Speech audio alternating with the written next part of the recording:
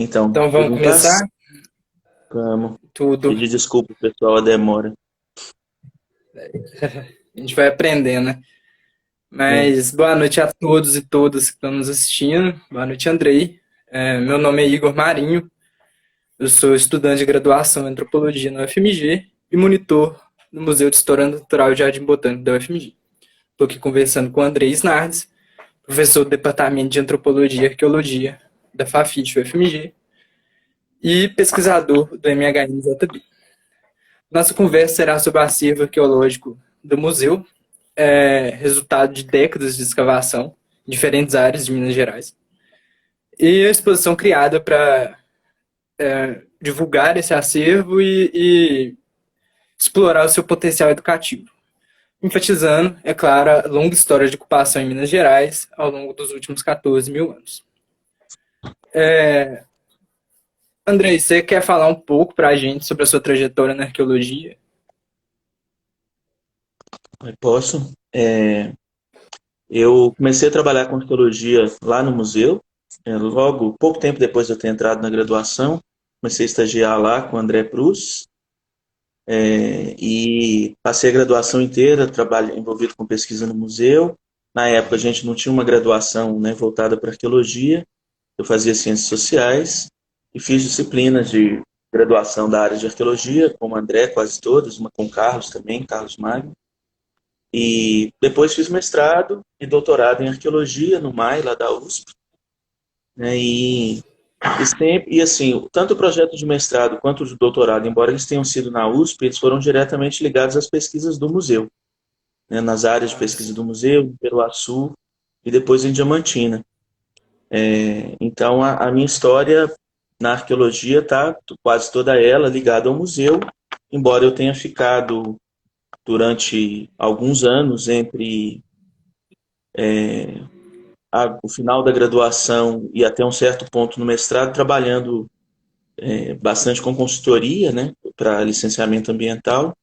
Aí eu comecei a dar aula numa faculdade particular em Belo Horizonte, aí parei de trabalhar com consultoria e voltei no final do doutorado.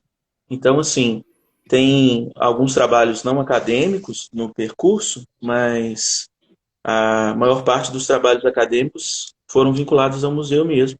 E colaborando com colegas em outros trabalhos. Tá? Uhum. E eu acho que é natural que a gente comece a nossa conversa falando sobre a tragédia que ocorreu no dia 15 do mês passado. Uhum. Eu queria te perguntar, para quem não sabe, um incêndio acometeu uma reserva técnica do museu, atingindo uma parte do acervo de arqueologia. Eu queria te perguntar, Andrei, o impacto desse incêndio nessa reserva técnica na exposição de arqueologia. Ah, tá.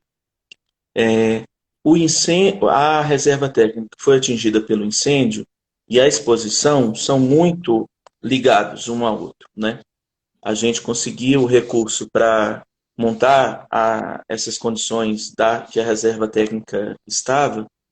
Esse recurso ele veio com a condição de que a gente criasse uma exposição também. Uma das justificativas fortes era que a gente tinha materiais que tinham sido encontrados em sítios em Minas Gerais com excelente estado de conservação.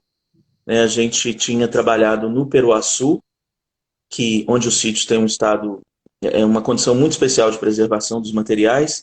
Então a gente tinha um acervo gigante de materiais vegetais arqueológicos, né, indígenas, pré-coloniais, e a gente tinha também vários sepultamentos em estado muito bom de conservação, tanto do Peruaçu quanto de Diamantina. A gente tinha uma coleção grande também de vegetais da região de Montes Claros, pesquisas que o professor André Prus coordenou, que Lucas Bueno, que hoje está na Federal de Santa Catarina, coordenou, e em Diamantina a coordenação do projeto foi minha junto com colegas, com Vanessa Link, e a gente, então, conseguiu mobilizar essa grana para a reserva técnica com a justificativa dessa preciosidade do acervo. Então, foi feito um acordo com um convênio com o Ministério Público para repassar um recurso para a gente e criar a exposição. Então, a exposição foi pensada muito ligada a esse acervo lá, né? A exposição tem, numa medida importante, uma amostra dos acervos que estavam nessa reserva técnica. Ela tem também elementos importantes da exposição que são ligados a materiais que não estavam nessa reserva técnica. Mas na exposição tem um lugar central os sepultamentos, né? A gente fez réplicas de contextos diferentes, né? E usou elementos originais, né, que não são réplicas, que estariam nessa reserva técnica se eles não estivessem na exposição. Sim, então, Então, de certa forma, diga. pode falar. Não, de Não vou certa falar, vai forma, lá. a exposição serviu como um espaço de salvaguarda para alguma parte do acervo que deveria estar no acervo e ter sofrido a tragédia, mas por sorte estava na exposição, né? Exato, exatamente. Alguns dos únicos exemplares não queimados de partes importantes do acervo são os que estão hoje na exposição, né?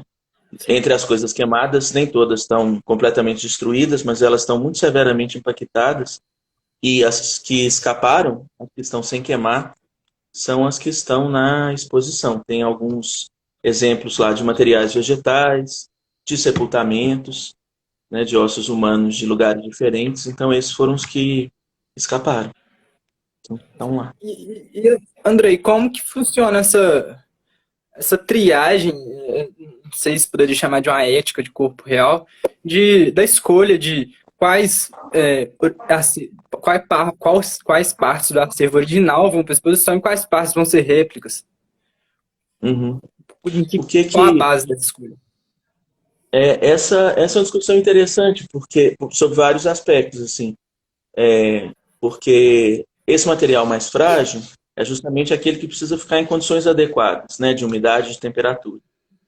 Quando a gente pensou na proposta da exposição, o que nos foi inicialmente proposto era pensar uma exposição que colocasse em pauta os sepultamentos. Então, o professor André Prus e eu, a gente começou a bolar um projeto de exposição que tivesse como tema central a diversidade cultural dessa história longa de ocupação humana de Minas Gerais, né? Pensando em Minas Gerais, porque as pesquisas do museu estavam quase integralmente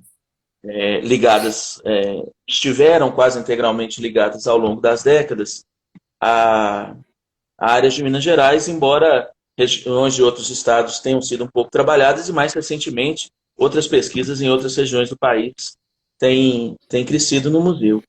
Mas a gente tinha, então, a ideia de tentar fazer uma exposição que falasse dos sepultamentos, mas a nossa ideia eixo era que ela falasse de diversidade cultural. Então, qual foi a estratégia? Sim. A gente ia usar os contextos de sepultamento fazendo um contraste entre eles, mostrando para o público elementos desse contexto, para as pessoas verem como é que as práticas funerárias de regiões diferentes e de épocas diferentes, eram diferentes. E aí a gente pensou, a exposição ela reproduz um pouco alguns contextos de escavação, né? Ela também reproduz um espaço diferente, que seria um espaço de habitação recém-abandonado, mas a maior parte delas dos ambientes da exposição reproduz os sítios, as condições nas quais a gente os encontrou. A própria escavação, né? A própria escavação, isso mesmo. Como se os sítios estivessem em escavação, né? Como se o visitante estivesse vendo a escavação em andamento. E aí a gente precisava pensar em ser bastante sugestivo para as pessoas, né? Se a gente está falando de contextos funerários, a gente ia colocá-los em pauta, mas é uma questão ética delicada, né? Expor os corpos mortos das pessoas, né? Os restos mortais das pessoas. Mas a gente tinha uma demanda grande de todos que estavam envolvidos no projeto, que os sepultamentos fossem para essa exposição.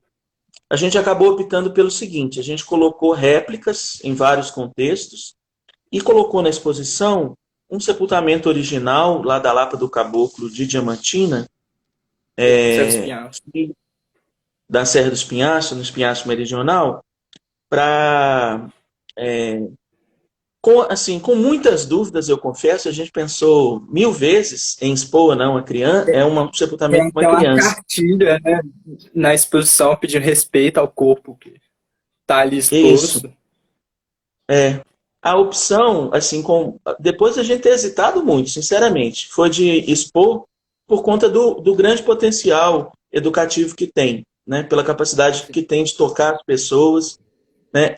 É Porque o fascinante. sepultamento, eles conseguem dar às pessoas uma dimensão muito mais concreta que você está falando de outras pessoas, né? Sim. Muito mais do que os artefatos e tal, né? As pessoas estão postas ali de uma maneira.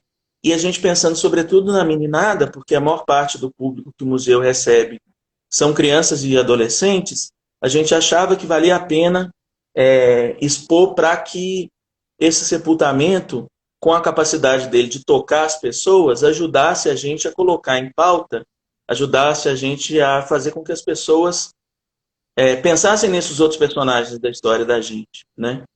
Então, no final das contas, a gente tem um sepultamento original lá, que é acompanhado de casca de árvore, palha, couro, num estado assim excepcional de conservação. Pigmento, né? Como? O alçado com pigmentação vermelha. Isso, com os ossos pintados de vermelho, né, intensamente pintados. E a gente tem dois crânios de um outro contexto bem diferente, que são originais também, dois crânios humanos, né, crânios de duas outras pessoas, da região de Lagoa Santa, de uma coleção formada ao longo dos anos 50, sobretudo. Então, esses são as peças, os elementos originais que estão na exposição, que são corpos humanos, de verdade, né? As outras são réplicas e reconstituições dos contextos que a gente fez. Foi uma escolha difícil, assim. Mas a gente se valeu também de esqueletos, de réplicas de plástico de esqueletos, né? E tentou dar a eles um aspecto mais parecido com os aspectos dos sítios mesmo. É muito Que a gente parecido. encontrou. É. É muito parecido. Para quem nunca visitou a exposição, a exposição de arqueologia retrata a diversidade em contextos arqueológicos em Minas Gerais ao longo dos últimos 14 mil anos. A exposição é dividida em 4 contextos: buritizeiros, espinhaço, florestal e peruaçu. Andrei, por que foram esses os 4 contextos escolhidos para representar essa diversidade? Eu já te perguntei. Na verdade, eles foram escolhidos pensando nisso, no fato de 3 deles envolverem contextos funerários de momentos diferentes e de regiões diferentes, né? A ideia era colocar a diversidade em pauta, então a gente escolheu a parte que representa o espinhaço, na verdade, tem sepultamentos, tem réplicas de um sepultamento original de 2 momentos diferentes da história do espinhaço, né? De Santana do Riacho, que são sepultamentos antigos, de 9.000 anos ou mais, e de Diamantina, que são sepultamentos dos últimos 1.500 anos. Então a ideia era essa, colocar 3 desses que eram contextos funerários nos quais a equipe da arqueologia do museu tinha trabalhado. E o 4º contexto, que é o contexto do sítio florestal, que não tem sepultamentos, ele está lá para fazer o contraponto desses espaços funerários com o espaço de vida cotidiana, né? Então acaba que na exposição o É o contexto visitante mais pode recente. ver, que é o contexto mais recente.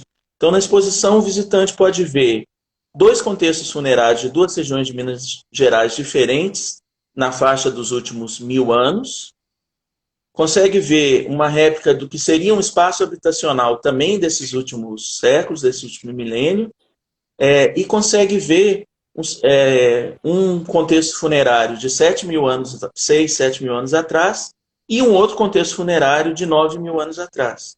Então, esse leque de sítios dava para a gente essa diversidade forte no tempo e no espaço. Então, a gente tem sítio no Espinhaço. A gente tem sítio no Espinhaço, sítio na beira do São Francisco, no município de Buritizeira, em frente a Pirapora ali, e sítio do extremo norte de Minas. e do Vale do Rio Doce. Ou seja, tem uma diversidade geográfica aí também que é interessante e que retrata, na verdade, retrata de uma forma bastante concreta, assim, um pouco a história das pesquisas, né?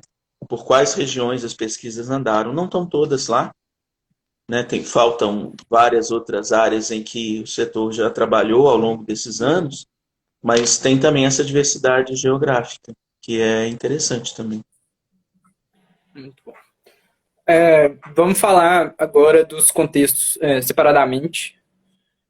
Vou começar por Buritizeiro. Que você pode explicar para a gente sobre essa ocupação, sobre a própria escavação do sítio É. Caixa d'Água do Buritizeiro? Esse sítio que faz parte que é um dos representados lá na exposição, ele é um sítio na beira do Rio São Francisco, né? Bem na beira do rio mesmo. É um sítio que tem cerca de 40 sepultamentos nessa faixa aí dos 6, 7 mil anos atrás. É um sítio raro no sertão, tem poucos sítios desse período no interior do Brasil com muitos sepultamentos. Ele tem outros materiais também, tem material lascado, tem uma presença forte de peças ósseas também trabalhadas, mas ele é um sítio muito importante porque ele abre uma janela para os modos de vida na beira do São Francisco que não são conhecidos para esse período, né? A relação das pessoas com o rio, com os peixes, com os outros elementos do mundo ali. Esse Esses é um povos período que eram a gente conhece pescadores? pouco. Tem muitos elementos lá que indicam, né? Tem elementos que indicam o consumo dos peixes, mas vários elementos. O sítio uma das coisas interessantes do sítio é que ele acabou sendo muito importante para mostrar a relação das pessoas com os vegetais também, porque foram encontradas pedras que têm amido de vegetais, e algumas delas parecem conter amido de vegetais domesticados muito antigos, muito mais antigos do que se esperava. Mas é um sítio na beira do rio, né? Ele fala da relação das pessoas com o rio, com os peixes, mas ele fala da relação das pessoas com as plantas também. E são poucos os sítios grandes e são raríssimos os sepultamentos no sertão desse período aí. E com relação a esse acervo gerado em Buritizeiros, a 2/3, mais ou menos, um pouco mais desse acervo estava dos sepultamentos, dos ossos humanos, estavam 2/3 estavam na reserva técnica. Um pouco mais de 2/3. Tem uma parte do acervo que está na USP, com uma equipe de bioantropologia de lá, e ele está passando por curadoria e análise lá. Mas tem outros acervos do sítio, que não são ossos humanos, que estão na outra reserva que não foi afetada. Mas essa foi uma das perdas severas que a gente teve nesse incêndio. Esse acervo de Buritizeiro foi muito atingido pelo incêndio, sobretudo os restos humanos.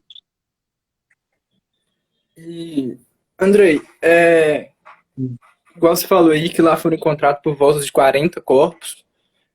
A gente sabe que a realidade da arqueologia no Brasil é que, não sei devido ao que, eu acho que ao solo, mas não é um cenário comum no Brasil a gente encontrar essa quantidade de corpos em escavações. E qual que é o motivo da preservação de tantos corpos assim, ainda mais num sítio a céu aberto? Na verdade, as chances das coisas se conservarem ou não tem uma gama muito ampla de fatores, né? Aquela não é uma condição em que a gente esperava encontrar, né? Mas os sítios sempre surpreendem a gente, né? Para que ossos humanos se conservem bem, as condições ideais quais seriam? Um ambiente seco, sempre seco, poderia ser também um ambiente úmido, desde que ele fosse sempre úmido, né? Mas para as nossas condições, ambiente seco, sempre seco, e é Ô, muito André, mais você pode adequado, repetir, por favor? repito, Deu uma travada aqui. uma, da, uma das coisas importantes é ter uma estabilidade na umidade. Então, para a conservação dos ossos. Se for um ambiente seco, que ele seja sempre seco.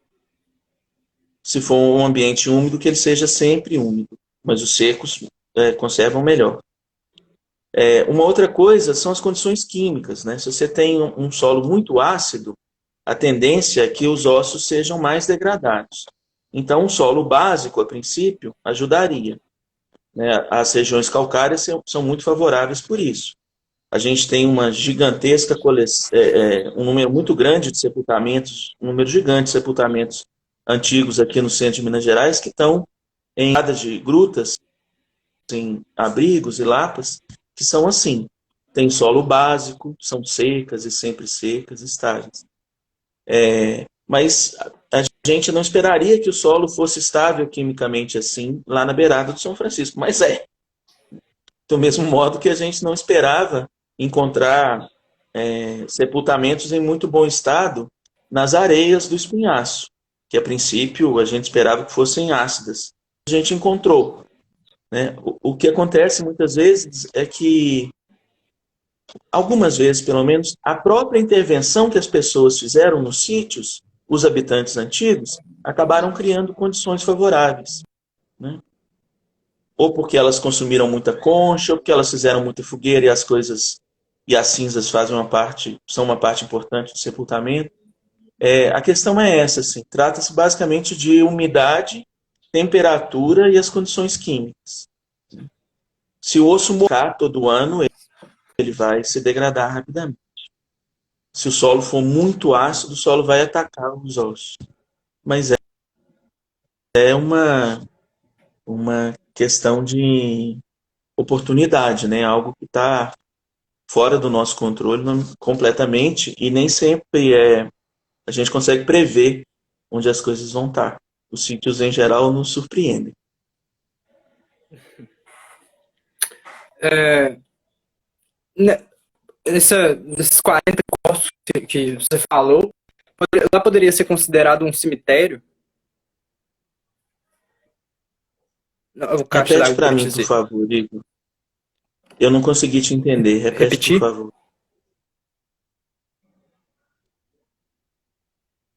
O sítio Caixa d'Água Buritizeiro, com 40 corpos, igual você falou, queria te perguntar se lá poderia ser considerado um cemitério.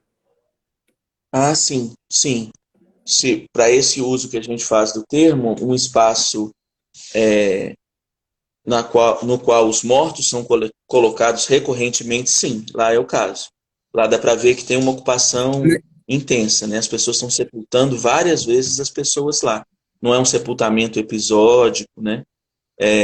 E eles têm semelhanças entre si, os sepultamentos, em termos do que os acompanha. Então você vê que tem uma prática, aquele lugar foi eleito para isso, e ele foi várias vezes utilizado com essa finalidade. Aí o termo cemitério descreveria de um modo adequado. Não nos moldes da nossa sociedade, né? De uma área de visitação constante para relembrar os índios. Tem como a Sim, arqueologia descobrir isso? poderia, né? Se a gente. Tem alguns Andrei, contextos que dá repete, por para favor. ver que as pessoas. Deu uma travada. Tá. Tem alguns contextos arqueológicos em que dá para ver que as pessoas visitaram os sítios, que elas deram manutenção nas estruturas funerárias. Estou me lembrando aqui, inicialmente, de uns sítios do Amapá, por exemplo, onde dá para ver que as pessoas foram colocadas em urnas funerárias de forma humana, e dá para ver que essas urnas foram consertadas, elas passaram por reparos, ainda em contexto arqueológico. Quer dizer, as pessoas estão Uhum. zelando por essas urnas. Mas isso não autoriza a gente a pensar que é o mesmo tipo de relação que a gente tem com o cemitério, né? Não dá para a gente partir de um princípio geral de que todo mundo pensa nos mortos como ancestrais, né? Que todo mundo tem uma deferência com os mortos, do tipo que a gente tem. Nas filosofias indígenas, os mortos têm um lugar muito diferente do que tem na nossa, né? Os mortos são outro tipo de pessoa, o que é um dos motivos pelos quais as pessoas os tratam com muito zelo, inclusive, porque os mortos são potentes e podem agir sobre os vivos. Mas as pessoas não têm esse tipo de relação de voltar e sentir saudade quando visita, nem sempre é esse, pode não ser isso. É isso, assim, Uhum. não dá para a gente acionar esse, né? Como eu acho que você chamou a atenção bem aí. Se a gente aciona essa categoria cemitério, as pessoas vão ter expectativa do mesmo tipo de relação dos vivos com os mortos. Associar E, aos nossos cemitérios. exato, associar os nossos cemitérios e pensar que todo mundo acha que os mortos são a mesma coisa, né? E a questão é mais profunda ainda do que essa, né? As pessoas não acham que pessoa é a mesma coisa. Não são todas as sociedades que mantêm o vínculo entre os ossos de quem morreu e a pessoa de quem morreu, né? Então a Ah, gente tem sim. uma diversidade, né? Então falar de morte é falar de pessoa também. Então a gente, em alguns contextos arqueológicos, dá para a gente avançar um pouco nesse sentido, sim. Em contextos antigos é mais difícil, né? A maior parte de funerário já não existe, né? Mas a gente conhece sítios arqueológicos no Brasil que têm marcas na superfície muito claras de onde os mortos estão. Não aqui em Minas Gerais, mas em outras áreas do Brasil. O que não quer dizer que as pessoas tenham as mesmas relações que a gente tem com os mortos. Uhum. Perfeito. Passando agora para outro contexto, Andrei, vamos falar do contexto mais recente, que é o de florestal. Explica para Uhum. a gente a ocupação desse território, as cerâmicas tupi-guarani, né? Que foram encontradas em grande abundância lá. Esse sítio é um sítio no Vale do Rio Doce, bem próximo às áreas atuais dos Krenak, e é um sítio que tem uma série de elementos que sugere que ele se tratava de um espaço habitacional, né? Um espaço de vivência, de domicílio das pessoas, né? Ele tem fogos, de, de cozinha, ele tem uma diversidade grande de vasilhames e tal. Ele é no alto de uma elevação, e ele tem uma cerâmica cujas formas e a decoração é, cabem dentro de uma classificação que a arqueologia brasileira inventou e chama de Tupi-Guarani, né? Que são modos de Tradução. fazer cerâmica que na arqueologia se trata como tradição, tradicionalmente se chama tradição, que é parecido com aquilo que os tupi do litoral do Brasil faziam, né, no século XVI, XVII. É também parecido com coisas que os Guarani faziam, e com outros povos que falam línguas dessa família linguística tupi-guarani. Então é uma cerâmica que remete a esse universo de fazeres e de artes conectado historicamente a gentes falantes de línguas do tronco tupi ou da família tupi-guarani. Mas não é fácil assim a conexão entre as duas coisas, né? Pode ser que tenha outras gentes falando outras línguas, mas com contato intenso com outros povos. Mas o fato é que a cerâmica que tem lá parece sim com a cerâmica que tem em muitas regiões do litoral do Brasil e nos vales de alguns grandes rios brasileiros. Ela está no Rio Doce ali e tem outras áreas no Rio Doce com a cerâmica parecida com essa, uma cerâmica muito diferente do que tem aqui no centro de Minas Gerais. As indicações são muito fortes de que as Parecida pessoas que com, moravam, parecida com cerâmicas de povos atuais.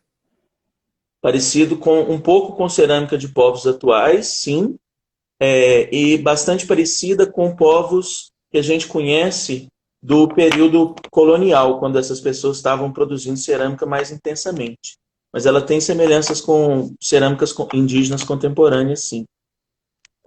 E, E e- pensando com quais cerâmicas ela parece com as cerâmicas de gente que falava línguas tupi-guarani nos séculos XVI, XVII, XVIII, e com gente que hoje fala línguas dessa família linguística aí. Percebe? então seria É muito possível, diferente do tempo. então seria possível estabelecer uma relação de ancestralidade, algo assim. Essa é uma possibilidade, mas essa é uma possibilidade que tem que ser explorada assim com muita com muito cuidado, com muita delicadeza, para não se fazer uma conexão imediata. E tem uma questão muito forte nessa discussão para lá, para o sítio florestal. Aquela é uma área que, historicamente, vem sendo ocupada por povos de línguas macro-G do Vale do Rio Doce. E lá continuou sendo território indígena durante a maior parte do período colonial, durante a maior parte do Brasil imperial também, digamos assim. Então tem um negócio sofisticado aí. O povo indígena que está lá agora e que esteve lá nos últimos séculos não é, a princípio, aparentado a essas gentes que fazem essa tal cerâmica tupi-guarani. Tem uma coisa sofisticada aí para ser entendida, né? E, portanto, não dá para excluir que fossem outras gentes de outras línguas e que faziam cerâmica parecido à cerâmica que a gente tupi produzem, né? É uma coisa para se discutir aí, é uma trama sofisticada, mas que dá para ser encarada, né? Dá para pesquisar por esse lado. Sim. Agora, passando para o norte de Minas, no contexto Peruaçu, o que você tem a dizer sobre esse sítio, André, e principalmente sobre os paredões de pintura rupestre na Lapa do Boquete? Sepultamentos, inclusive um sepultamento que está exposto, né, lá na exposição, foi encontrado em ótimas condições, né, com tendões, com... Sim. Explica melhor para a gente isso, André. Tá. A parte da exposição que representa o Peruaçu, a gente optou por colocar representado lá dois momentos. Na verdade, tem três contextos um pouco diferentes, mas sobretudo dois momentos. O momento de ocupações mais antigas do Vale. O Peruaçu é um afluente pequeno da margem esquerda do São Francisco, lá no norte de Minas. Esse afluente ele esculpiu um cânion exuberante, que tem uma quantidade muito grande de sítios. E então, nesse vale, as datações das que a gente conhece hoje, as mais antigas do estado de Minas Gerais, na Lapa do Boquete, que foi a Lapa que a gente escolheu para representar lá. Então tem uma representação na exposição desse nível de 14 mil anos atrás, da Lapa do Boquete. E a gente resolveu representar lá um outro momento, que é um momento dos últimos 2.000, 1.500 anos, digamos assim, em que o sítio foi intensamente usado por populações indígenas que plantavam uma gama bastante variada de vegetais, assim, algodão, milho, cucurbitáceas, né, e mandioca também, e a gente tem esse sítio é muito rico desses materiais vegetais. Nessa ocupação mais recente, o sítio, a Lapa do Boquete, foi usada como cemitério também. Quer dizer, foi usada para sepultamento também, né? Tem alguns sepultamentos lá. Um deles é o que a gente representou na exposição, que é de um indivíduo sexo masculino, adulto, que estava ricamente acompanhado. Ele tinha um balaio, dentro do qual tinha lâmina de machado, tinha cera, e ele tinha cabaças com vários instrumentos de osso, de dente, de madeira guardados. Ele tinha diversas cabaças colocadas junto dele, ele tinha uma capa que cobria as costas dele, uma máscara de palha que envolvia o rosto. Ele estava num estado absolutamente excepcional, como você disse, de conservação. Ele tinha pele em boa parte do corpo, né, os tendões, como você falou, o braço estava todo articulado ainda, as pernas, parte das pernas também. Um processo de mumificação natural. E ao que se deu esse estado de conservação? Por que ficou tão conservado? Por conta do sedimento dentro do qual ele estava ser sempre seco, bem seco, e ter sido seco ao longo de todo esse tempo, e ser um sedimento básico, que ajudou a conservar, impediu a ação química de degradação dos ossos. Então os ossos dele estavam cheios de colágeno, ele tinha cabelo, né? Coisas que em condições só muito excepcionais se conserva. Aí a gente representou, então, esses dois momentos, pensando no boquete. Mas o Peruaçu é uma região que tem uma quantidade enorme de pinturas rupestres muito exuberantes. E essas Incrível. pinturas são de vários momentos. Essas pinturas são Tá. de vários momentos, né? Aí o que que a gente fez? A gente fez uma composição lá. Então tem o piso do boquete, né, esses dois momentos de ocupação do boquete, e as paredes de fundo para compor a ambiência do que seria essa ocupação mais recente, quando as paredes já estavam muito pintadas, a gente usou fotos de pinturas rupestres de dois outros sítios lá do Vale, que estão entre os mais legíveis, os mais visíveis. E aí essa área do Peruaçu é um compósito aí das pinturas do Vale, com essa ocupação mais recente, indígena, e a ocupação indígena mais antiga de todas, que é a de 14 mil. Do ponto de vista das pinturas, o Vale é uma maravilha, né? A exposição não está direcionada para as Incrível. pinturas, é incrível. A gente não é apaixonado à toa, não. Vocês, quem está assistindo aí, quiser pesquisar, pesquisem as pinturas rupestres lá de Peruaçu, que é uma coisa de outro mundo, é fora do comum.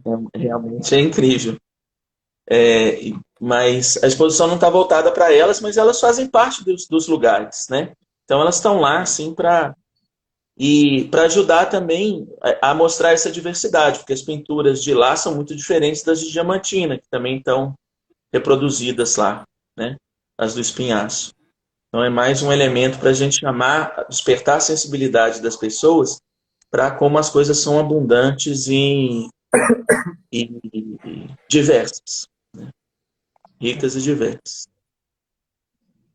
Agora, o último contexto, né, André, que é a Serra do Espinhaço.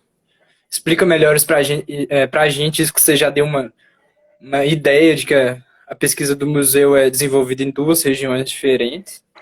Isso. É, e também o que você estava falando agora sobre as pinturas rupestres de Diamantina também. É bem É, interessante.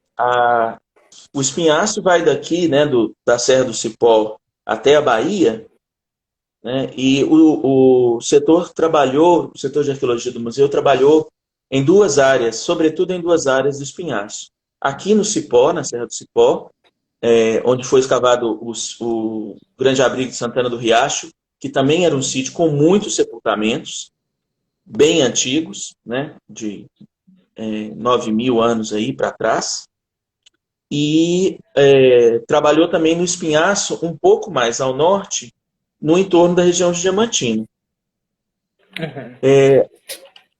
Aí a gente resolveu, na exposição, representar também dois momentos diferentes da ocupação do Espinhaço. Esse horizonte mais antigo, na faixa dos 9, 10 mil anos, que existe, que a gente conhece no Cipó e que a gente conhece em Diamantina também, mas ele está representado lá pelo sítio do Cipó, que é esse sítio de Santana do Riacho.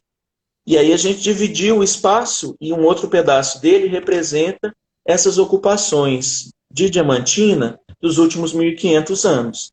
Então, nos dois ambientes a gente tem sepultamentos, então tem os sepultamentos antigos de Espinhaço, os sepultamentos indígenas mais recentes, e a gente tem outros elementos também, os artefatos de pedra, alguns elementos do uso do espaço, e o sepultamento da criança, que está lá, né, original, para que as pessoas possam conhecê-la lá pessoalmente. É. E E Andrei, as pinturas, né? As pode falar. pinturas. As pinturas do Espinhaço, da Serra do Cipó e de Diamantina têm uma série de semelhanças importantes. Elas não são iguais, mas elas são bastante parecidas. E a gente escolheu colocar lá as de Diamantina e é uma composição também de fotos de sítios diferentes. Elas são muito diferentes do Peruaçu, né? Em geral, cada uma é feita com uma cor só. Elas têm formas que nos sugerem animais, enquanto no Peruaçu as formas nos parecem mais geometrizadas. Uhum. Então, o que está lá tem um pouco a cara dos Espinhaços, mas é de Diamantina, na verdade, e forma um contraste visual bem intenso, acho que bem interessante, esteticamente, inclusive, interessante com o Peruaçu. E a gente escolheu justamente sítios que têm uma concentração grande de figuras para que as pessoas vissem a intensidade da ocupação dos lugares, assim, pelas pinturas. Entendo. E, Andrei, nesses 4 contextos que você falou, é, 2 são a céu aberto, né? Que é florestal e brutizeiro, certo? Isso, certo. E 2 em abrigo, que é Peruaçu e Isso. Diamantina. Uhum. E qual que é a diferença na escavação desses, por exemplo, de um abrigo e de um sítio a céu aberto? Tem diferença no material coletado? É diferença no método de escavar? Os abrigos, aí esses casos específicos estão representados lá. E também os outros abrigos que a equipe escavou em Minas Gerais, como na região de Jequitaí, de Lagoa dos Patos, onde Jaqueline Rodet tem trabalhado, os abrigos eles têm conservações muito boas, condições de conservação muito boas para os materiais, né? Melhores que a céu aberto? Melhores que a céu aberto. Porque os abrigos, as grutas, as entradas de gruta, elas têm uma temperatura mais estável, né? Elas estão abrigadas, por isso a gente usa esse termo, né? Da chuva, né? Então elas não sofrem uma ação direta da chuva. Então a umidade é mais estável, em alguns lugares pelo menos. Então você tem condições muito melhores para preservar. E além disso, você tem em alguns deles uma deposição de areia ou de poeira ou de terra, o que for, né, de sedimento, para usar o termo técnico genérico, que vai enchendo esses sítios e muitas vezes ela é mais lenta e a própria presença das pessoas consegue alterá-las um pouco.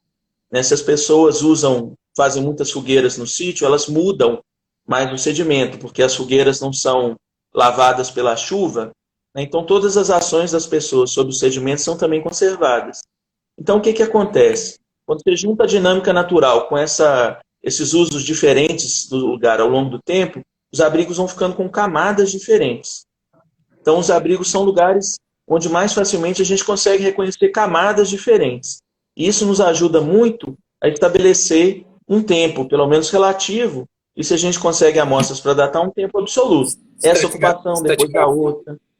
Isso, constrói uma estratigrafia, né? Um desenho de estratos. E os abrigos, em geral, têm sedimentos menos compactos, mais tranquilos de se escavar. Buritizeiro, como exemplo do lado contrário, o sítio está aberto, teve aberto, né? Então ele, mesmo que as pessoas tenham enterrado os seus parentes, os seus afins lá e coberto esses corpos de terra, o sítio sofreu uma alteração química muito mais intensa da terra que está lá, do sedimento que está lá. E Buritizeiros virou quase um cimento, o sedimento. Né? As camadas a camada onde está, quer dizer, a profundidade onde estão os sepultamentos é um sedimento muito duro, né? Que colocou um desafio técnico muito grande. Os trabalhos que o professor André Pruz e que Jaqueline Rodet coordenaram lá tiveram esse desafio, assim, tem que inventar um jeito de escavar, porque o sedimento não ajudava ninguém. Né? Era muito mais fácil destruir os ossos, porque o sedimento era muito duro. Então criou-se um método de tentar hidratar de uma maneira mais controlada o sedimento antes de escavar e tal. O sítio a céu aberto. Florestal também é a mesma coisa. O sedimento, a mesma coisa, sim, no sentido de que também estava exposto, né, a ação. E tem que lembrar que você vai ter uma ação forte não só das intempéries, mas da vegetação também. Né? Florestal está numa área de mata, a mata cresceu em cima do sítio. O sítio tem um momento só de ocupação, então não teve muita perturbação. Mas se o sítio tivesse, por exemplo, essa ocupação que tem essa cerâmica de características tupi, e uma outra ocupação mais antiga, imagina as raízes crescendo lá, as raízes vão fazer isso tudo se movimentar e tal, né, e vão alterar muito mais o solo. Então, os sítios a céu aberto são lugares muito mais dinâmicos do ponto de vista químico, biológico e físico também. Então, é muito mais difícil que eles conservem bem as coisas. Né? Mas às vezes acontece. Às vezes acontece. E, André, você escavou em todos esses contextos? Não. A escavação de Santana do Riacho não é do meu tempo, não. Ela é anterior à minha chegada lá no museu, né? Boa parte das coisas foi feita nos anos 70 e 80, eu era pequenininha ainda. No contexto de florestal, eu não escavei, né? Não participei do projeto das escavações, eu participei um pouco das escavações de Buritizeiro, né? Não fiquei longamente nos campos, mas participei um pouco deles. Aprendi a escavar, fiz as primeiras escavações, tive o privilégio de fazer as primeiras escavações no Peruaçu, né, na Lapa do Boquete em especial. Digo privilégio porque o sítio é super rico, né? É, a estratigrafia é super bacana, tem materiais muito legais e a equipe era muito boa, né? A gente teve uma formação técnica para escavar muito boa. E eu participei também muito ativamente das escavações dos sítios em Diamantina, né? Era o coordenador dos projetos.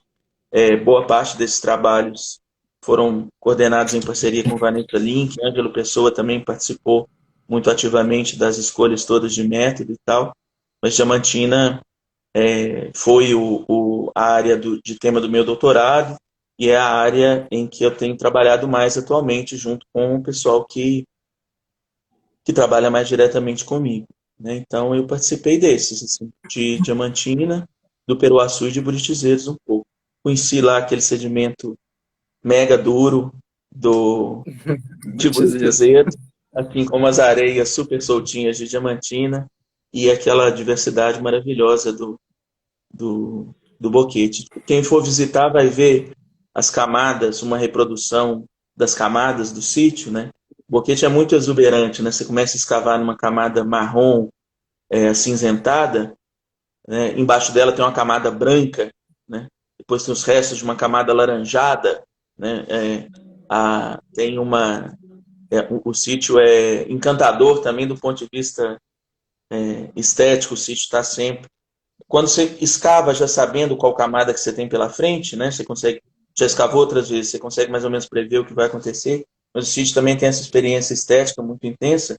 E é um sítio muito legal para se aprender a escavar, pelo fato dele ter muitas camadas, ter muitas pequenas intervenções na camada e ter uma quantidade muito grande de material. Então, é um sítio muito bacana, porque o grande barato de escavar, eu acho, é que escavar é um trabalho interpretativo, né? O tempo todo que você está escavando, você está interpretando o que você está vendo, e o grande barato é fazer isso com a equipe, com as pessoas que estão junto, né, no campo. Então, você está sempre discutindo o que você está vendo. E o boquete é maravilhoso por isso, porque à medida que você vai descendo na estratigrafia, tem sempre coisas novas e desafios novos no sítio com os quais você tem que lidar, né? Isso é é uma experiência muito rica mesmo. E a Eu gente queria te teve esse perguntar, privilégio. eu Diga. queria te perguntar da experiência de escavar e depois ver a escavação representada na exposição. Deve ser gratificante, mas. É bem legal. Foi muito bom, assim, né? Porque a gente. André Cruz e eu, que estávamos mais diretamente envolvidos, né, no planejamento do conteúdo da exposição, a exposição ela foi planejada com uma equipe de uma empresa de São Paulo, especializada em exposições e mostras e coisas afins, chamada Base 7, que foi o pessoal que fez o desenho arquitetônico, o projeto expositivo, né, a comunicação visual, mas numa interação muito próxima com a gente, né? Então a gente foi inventando junto com eles como é que a gente ia fazer as coisas. E a gente precisou inventar várias coisas, né? Pensar desde o que ia ser representado, quais elementos iam estar lá, que iam ser arqueológicos, quais que eram réplicas e tal. Mas a gente foi pensando, planejando, aí chegou um momento que foi no final do ano passado, que era montar isso tudo, né? Então foi uma experiência muito boa reconstruir esses lugares nos quais a gente tinha trabalhado. Eu tenho certeza que para o André foi ótimo, como foi para mim. E foi um barato também porque na reta final, quando a gente estava no pique de dar a forma final para as coisas, várias pessoas nos ajudaram como voluntários, né? Muitos estudantes participaram muito ativamente, assim, né? Que boa parte da energia dessa reta final de montagem tem a ver com o envolvimento direto da moçada que estava trabalhando como monitor no museu, ou que trabalha nas pesquisas com a gente, ou que não trabalhava ainda com a gente nas pesquisas, mas estava lá fazendo curso na Fafiche e envolvido com arqueologia, interessado. Então foi muito legal ver fazer essas recriações, né? Teve um trabalho artesanal aí, que a montagem é muito isso, né? Artesanal. Quem teve uma experiência maravilhosa nesse processo também foi a Lilian Panachuk e outras ceramistas que produziram as peças cerâmicas que compõem o conjunto lá de Florestal, que são réplicas das peças arqueológicas originais, né? Construídas com as técnicas tradicionais, com o entendimento que a gente tem de como eram as técnicas tradicionais. Então, teve esse movimento importante também, né, de montar a exposição. Foi uma arqueologia experimental, numa certa medida, e Sim. sobretudo no que diz respeito às cerâmicas também. Foi bem bacana. Andrei, nosso tempo tá acabando. O Instagram só aceita 1 hora de live. Eu Pode comecei crer. 7 horas em ponto. Queria te agradecer muito por essa conversa. Eu que agradeço. Espero que tenha sido tão enriquecedora para todo mundo que nos ouviu quanto foi para mim. Agradecer também a todo mundo que nos assistiu. E quero também aproveitar para divulgar um Instagram de arqueologia que vai ser lançado nos próximos dias, da arqueologia do museu. Quem se interessar por esse assunto, quem tiver curiosidade, pode aguardar que tem coisa vindo por aí. Beleza. Eu queria agradecer também. Foi massa, curtir a prosa. Espero que a gente é isso, né? Vai criar outros espaços para comunicar essa exposição. Eu queria aproveitar e agradecer a todo mundo que está envolvido no esforço lá do resgate da reserva técnica, né? A gente está encarando esse desafio de escavar o que a gente não gostaria, que é uma reserva técnica incendiada, mas a gente está lá mobilizado e tentando fazer o possível para